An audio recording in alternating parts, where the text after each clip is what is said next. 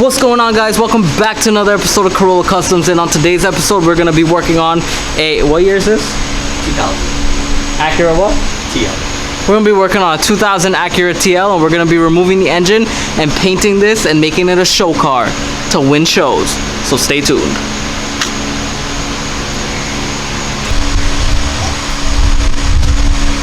Do not try this at home. Alright, can we move that? This engine has seen better days. With blown head gaskets and all sorts of unexplainable problems, we decided to trash this motor. We start by removing the heads to inspect where the head gasket was blown. When inspecting the gasket, you can clearly see the spots where the gasket was blown. Next, I remove the lower intake manifold. Then we undo the upper timing cover. This timing belt was worn, so I just cut it out. Now Chu works on removing the head bolts from the second head. Let's get her done.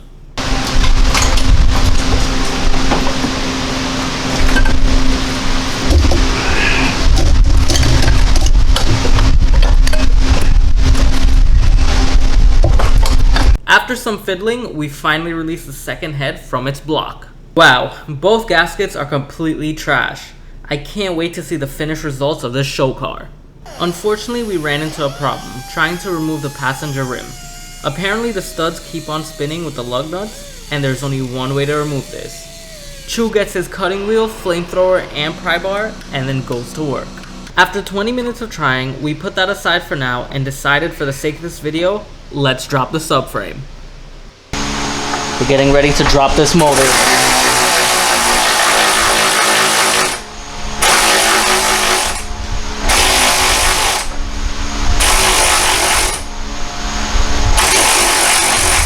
Give me a little bit more power, man.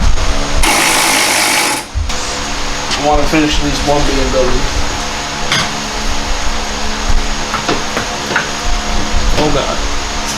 Yeah, that's not sketchy as fuck. Yeah. Oh my god. Matt, don't even continue. The jack over here is jack. I mean, it's leaning on. With limited resources such as one jack stand, some rims, and a jack, this was by far the sketchiest engine removal I have ever done. Do not attempt this at home by yourself unless you have the proper equipment and know what you're doing.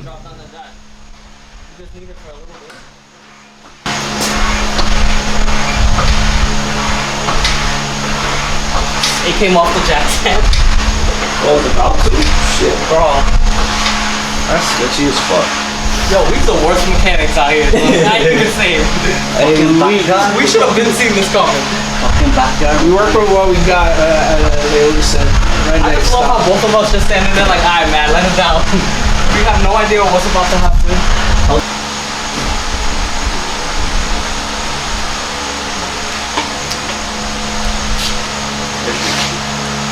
Alright.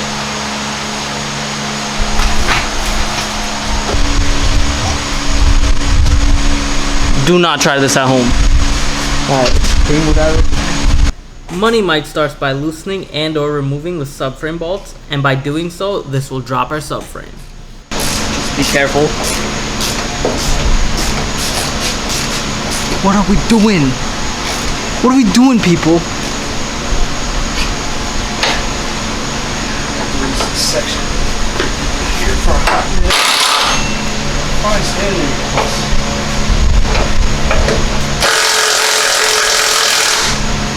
I felt the jack.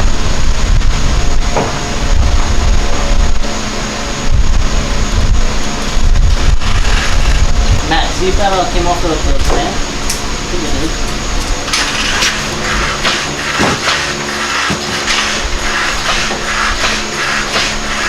Did? A little bit more. Alright, pull the sand out. This car's leaking on one side. Yeah, no, I know.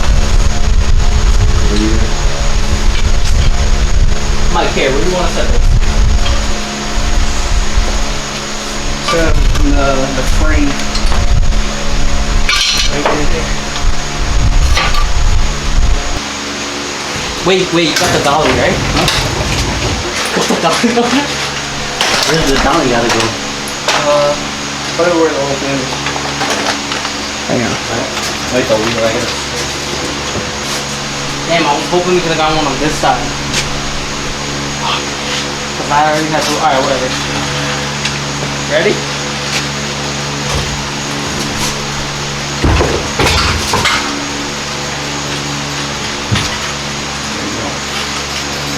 Can we lift it? We attempted to lift the vehicle. This was the moment we found out that we were all weak. Guess it's time to hit the gym. Alright, ladies and gentlemen, subframe is destroyed.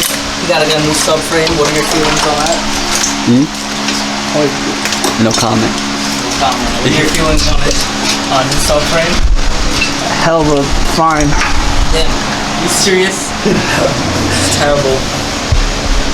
Tell battery service. Guys, we just did the most ghettoest, sketchiest subframe dropping ever.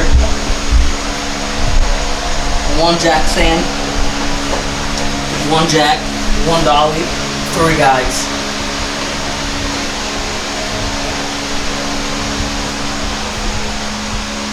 And no lighting, terrible lighting.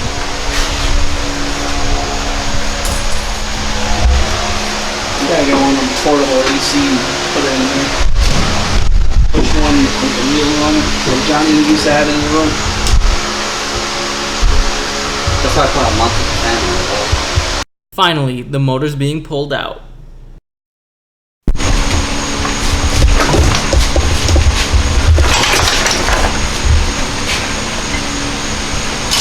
Hey Ryan, see if you can get the rest of that harness moved out. Wait, hold on, the plug is jammed.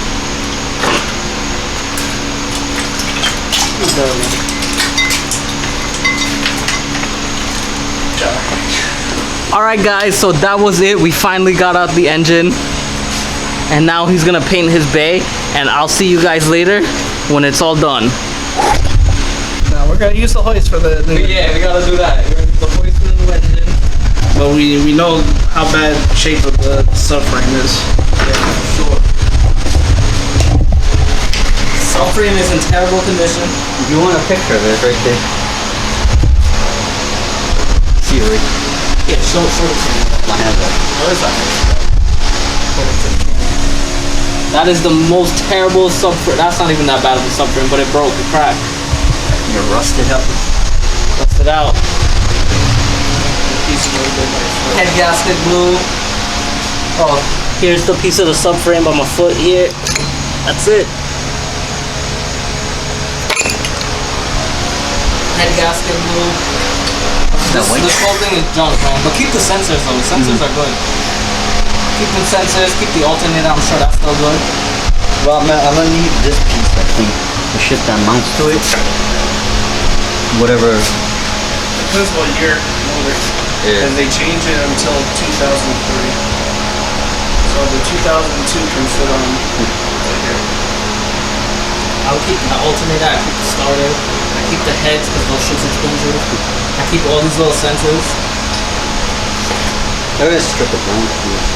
The catalytic converter, keep them, sell it, you'll get $60 for them each. I think there's 2 on this, right? 2? Just one. That's it? On a V6? Yeah, the Acuras are a little bit more efficiently wise, like for the cars. So they use one catalytic converter, which is sitting back here. That's the main catalytic converter for it. Other than that, it's just one.